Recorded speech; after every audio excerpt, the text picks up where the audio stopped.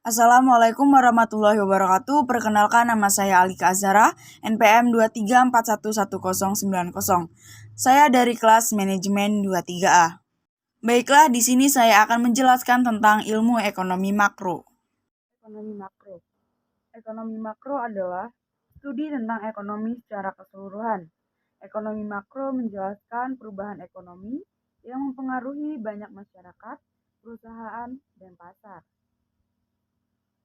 Pun beberapa tujuan dari penerapan kebijakan ekonomi makro, yaitu yang pertama, menciptakan lapangan pekerjaan, yang kedua, membuat produksi dalam negeri yang tinggi, yang ketiga, membuat kondisi ekonomi yang stabil, yang keempat, membuat neraca pembayaran seimbang, dan yang kelima, membuat pendapatan penduduk yang merata.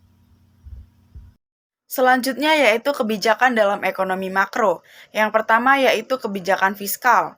Pemasukan dan pengeluaran suatu negara adalah hal yang diatur dalam kebijakan ini. Pemasukan atau penghasilan negara bisa didapatkan dari pajak yang dibayarkan oleh setiap warga negara. Yang kedua yaitu kebijakan moneter. Kebijakan moneter berfungsi untuk mengukur seberapa banyak dana yang telah dikeluarkan oleh bank sentral pada suatu negara. Makin banyak perputaran uang yang terjadi, maka akan berpengaruh terhadap tingkat inflasi. Yang ketiga yaitu kebijakan segi penawaran.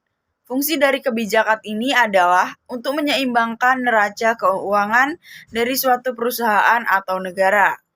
Selanjutnya ada ruang lingkup ekonomi makro.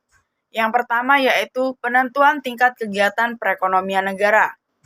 Kemampuan suatu negara dalam memproduksi barang dan jasa dijelaskan dalam ekonomi makro. Dengan demikian, ruang lingkup ini pun memiliki sejumlah pos pengeluaran, yaitu 1. Pengeluaran perusahaan atau investasi. Yang kedua, pengeluaran pemerintah. Yang ketiga, ekspor dan impor. Yang keempat, pengeluaran rumah tangga untuk konsumsi.